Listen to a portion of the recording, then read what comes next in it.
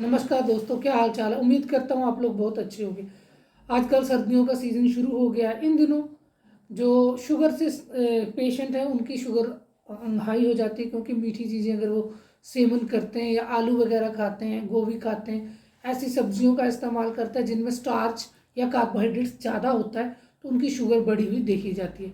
तो आज हम बात करेंगे स्पेशली डायबिटीज़ टाइप 1 या टाइप 2 की। देखिए, टाइप 1 या टाइप 2 दोनों ही डायबिटीज़ है। दोनों में ही शुगर मरीज का बढ़ा जाता है और आमतौर पे लोग उसको शुगर बोलते हैं या फिर डायबिटीज़ बोलते हैं। तो चलिए, सबसे ज़्यादा जो लोग सफ़र कर रहे हैं वो है टाइप 1 या टाइप 2 डायबिटीज़ से। टाइप 1 डायबिटीज़ जो होता है दोस्तों, उसे इंसुलिन डिपेंडेंट डायबिटीज़ मेलाइटस कहा जाता है, जिसमें लोगों को इंसुलिन का इंजेक्शन लेना पड़ता है अपने शुगर को कंट्रोल करने के लिए। अब बात करते हैं टाइप 2 डायबिटीज मेलाइटस की। टाइप 2 में क्या है? टाइप 2 जो शुगर है उसमें आपको मेडिसिन दी जाती है, ओरल मेडिसिन दी जाती है। इसको आप टाइप 2 डायबिटीज मेलाइटस कहते हैं। तो आप बात करते हैं कि डायबिटीज होने के बाद रोगी को क्या खाना खाना चाहिए या क्या नहीं खाना चाहिए। मैं एक डॉक्टर हूँ, तो बार बार मुझसे सवाल मरीजों के द्वारा पूछा जा रहा है कि डॉक्टर साहब, मुझे शुगर है, टाइप 1 हो या टाइप 2 हो, आप ये बताइए कि मुझे क्या खाना चाहिए जिससे कि मेरी ब्लड शुगर ना बढ़े, कंट्रोल रहे और मुझे जाके डायबिटीज़ की दुष्परिणाम ना झेलने पड़े, या फिर जो डायबिटीज़ ब्लड शुगर होने की वजह से जो लेटर पार्ट में या अर्ली कभी कॉम्प्लिकेशन होते हैं वो मुझे ना हो। तो चलिए दोस्तों, अब हम बात करेंगे डायबिटीज़ की कॉम्प्लिकेशन के बारे में। अगर किसी को शुगर की बीमारी है, डायबिटीज़ है, टाइप 1 हो या टाइप 2 हो, तो उसे क्या किस तरीके की कॉम्प्लिकेशन का सामना करना पड़ सकता है। अगर लंबे समय तक उसकी शुगर ब्लड शुगर हाई रहता है, तो उसे कई प्रॉब्लम्स फेस करनी पड़ सकती है। उसमें पहला है डायबिटिक रेटिनोपैथी। डायबिटिक रेटिनोपैथी का मतलब है कि आँख खराब हो जाती है व्यक्ति की। अगर किसी को डायबिटिक रेटिनोपैथी हो जाए, शुगर उसकी लगातार बढ़ी रहे, तो हो सकता है कि उसकी आंखों की रोशनी चली जाए। तो इसलिए दोस्तों, अगर आपका ब्लड शुगर बढ़ रहा है तो आपको किसी भी तरीके से उसको कंट्रोल करना ही होगा। उसमें डाइट और दवाइयाँ और लाइफस्टाइल तीनों का अगर आप सही इस्तेमाल करते हैं तो आप अपनी डायबिटीज़ की बीमारी को कुछ हद तक रिवर्स कर सकते हैं। ये करना थोड़ा मुश्किल ज़रूर है, पर नामुमकिन नहीं है। नए रिसर्चेस आ चुके हैं जो बताते हैं कि अगर आपका टाइप 2 डायबिटीज़ है, आपकी फैमिली हिस्ट्री नहीं है, आपके परिवार में आपके माता पिता को शुगर नहीं रही है, तो लाइफस्टाइल की वजह से आपको शुगर हो गई है, तो वो इनिशियल स्टेजेस में ठीक की जा सकती है।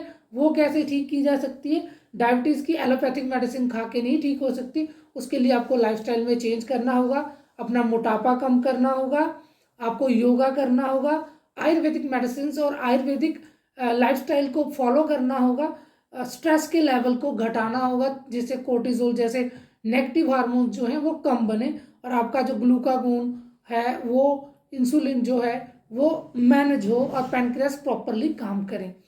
तो दोस्तों, दूसरी जो डायबिटीज़ की कॉम्प्लिकेशन होती है उसको न्यूरोपैथी, डायबिटिक न्यूरोपैथी कहते हैं। तो आपने सुना होगा कि शुगर के काफ़ी मरीज ये बोलते हैं कि हमारे पैर फूल रहे हैं, हमारे पैरों में झंझनाहट है, हमारे पैर सूज गए हैं, उसमें दर्द रहती है, झंझनाहट रहती है, अजीब सी फीलिंग रहती है। कभी कभी लोगों को बिल्कुल महसूस नहीं होता दर्द, पैर महसूस नहीं होता। तो इस तरीके की प्रॉब्लम अगर किसी मरीज को हो रही है और उसे शुगर है, तो उस बीमारी को हम कहते हैं डायबिटिक न्यूरोपैथी, अर्थात जिसमें आपके पैरों की जो नस है वो सूज जाती है, इन्फेक्टेड हो जाती है, उसमें इन्फ्लामेशन हो जाता है शुगर की वजह से और लंबा रहे, तो ये डायबिटिक फुट में भी कन्वर्ट हो सकता है। अब चलिए दोस्तों, हम बात करते हैं डायबिटिक फुट की। तो डायबिटिक फुट क्या है? शुगर की वजह से जब आपके पैरों में घाव और जख्म रहने लगता है, बाद में वो काफ़ी खराब रूप ले लेता है, जिसमें कई बार आपके पैर काटने पड़ सकते हैं, या फिर कई बार आपको काफ़ी लंबा डिब्राइडमेंट वगैरह छील के सर्जरी करनी पड़ सकती है, लंबी दवाई देनी पड़ सकती है, या फिर सेलुलाइटिस टाइप की चीज़ें हो सकती है अगर आपको शुगर है। तो वो कंपोनेंट फैक्टर है। तो दोस्तों, शुगर में पहला आपको समझाया गया कि क्या कॉम्प्लिकेशन हो सकती है, दूसरा आपको समझाया गया, तीसरा, और अब चौथा हम समझाने जा रहे हैं कि अगर किसी को शुगर की प्रॉब्लम ज़्यादा रहती है तो उसकी किडनियाँ खराब हो सकती हैं, उसके गुर्दे खराब हो सकते हैं, जिसको हम डायबिटिक नेफ्रोपैथी, नेफ्रो मतलब न्यूरॉन्स और पैथी मतलब कि अगर कुछ खराब हो जाता है, तो किडनियाँ अगर खराब हो जाएं, किडनियाँ प्रॉपर फंक्शन ना करें, तो आप उसको CRF कह लीजिए, क्रॉनिक रीनल फेलियर कह लीजिए, अगर या फिर आप उसको एक्यूट रीनल फेलियर कह लीजिए, या फिर आप उसको डायबिटिक नेफ्रोपैथी, अगर शुगर के मरीज की किडनियाँ खराब हो जाती है तो उसके लिए टर्म यूज होता है डायबिटिक नेफ्रोपैथी, अर्थात किडनियों पे कॉम्प्लिकेशन होती है जिसकी वजह से किडनियाँ खराब हो जाती है शुगर के लगातार या ब्लड प्रेशर के लगातार बढ़ने की वजह से। तो चलिए दोस्तों, आज हम बात करते हैं कि डायबिटीज़ को रिवर्स करने के लिए क्या डाइट लेनी चाहिए। तो आज मैं आपको डाइट पर भी पूरी चर्चा करूंगा। तो पहली डाइट ये है कि जिस डाइट का ग्लाइसेमिक इंडेक्स 50 से कम हो। तो दोस्तों आप पूछेंगे ग्लाइसेमिक इंडेक्स क्या, किसी चीज़ में कितनी शुगर होती है उसके हिसाब से साइंटिस्ट ने ग्लाइसेमिक इंडेक्स खाने वाली पीने वाली चीज़ों का निकाला हुआ है। तो उस चीज़ में ये रिकमेंडेशन है कि अगर आपको शुगर की बीमारी है तो जिस चीज़ की ग्लाइसेमिक इंडेक्स 50 या 50 से कम है आप उसका सेवन करेंगे तो आपका ब्लड शुगर जरूर कंट्रोल हो जाएगा। उसमें से सबसे बड़ी चीज़ें जो बताने जा रहा हूँ वो है अमरूद। अगर फल आप कोई खाना चाहते हैं तो आप अमरूद का सेवन करें, आप नींबू का सेवन करें, आप मौसमी का सेवन करें, कुछ हद तक आप संतरे का भी सेवन कर सकते हैं। अगर आप ड्राई फ्रूट लेते हैं तो आप उसमें काजू या बादाम का कुछ मात्रा में सेवन कर सकते हैं, जिससे आपकी स्ट्रेंथ बनी रहेगी, आपका स्टेमिना बनी रहेगी, आपको बार बार मल्टीविटामिन्स लेने की आवश्यकता नहीं पड़ेगी। जो नॉन वेजिटेरियन लोग हैं वो फिश ले सकते हैं, उसमें ओमेगा 3 होता है जो हार्ट के लिए काफ़ी बढ़िया होता है, और डायबिटिक पेशेंट भी इसको फिश का इस्तेमाल कर सकते हैं। तो सैल्मोनेला फिश के को रिकमेंड किया जाता है, आप अपने एरिया के हिसाब से कोई भी फिश ज्वाइन कर सकते हैं, ले सकते हैं।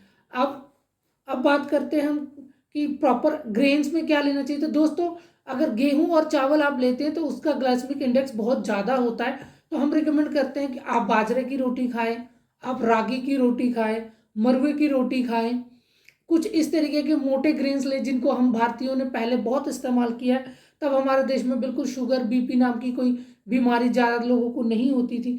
तो रागी लें, बाजरा लें, या फिर किसी भी प्रकार के बेसन के आटे का इस्तेमाल, चने के सत्तू का इस्तेमाल किया जा सकता है, चने का बेसन का इस्तेमाल करें। और रोटी बनाते वक्त अगर आप चाहें तो इनको थोड़ा थोड़ा मिक्स करके भी ले सकते हैं। आप दालों का इस्तेमाल करें, अगर लो ग्लाइसेमिक इंडेक्स वाली फूड लेने तो उसमें दालों को फुला के जैसे काले चने का इस्तेमाल कर सकते हैं, ये काफ़ी बेनिफिशियल है। मूंग का फुला के इस्तेमाल कर सकते हैं। आप स्प्राउट्स के फॉर्म में, मतलब अंकुरित बीजों के रूप में भी इनका सेवन कर सकते हैं। अब किसी को डायबिटीज होती है तो सबसे पहला वो ये काम करता है कि चीनी बंद करता है, पर साथ साथ में वो बिस्कुट खाता है, नमकीन खाता है, ऐसी चीज़ें भी ग्लाइसेमिक इंडेक्स ज़्यादा होता है दोस्तों। तो अगर आप चाहते हैं कि शुगर से बचना तो बिस्किट नमकीन को भी आपको बंद करना होगा, तो ये सेवन करें। उसके साथ में मैं स्पेशली रिकमेंड करता हूँ कि 5 तरीके के कोई भी हरे पत्ते आप रोज सुबह शाम चबा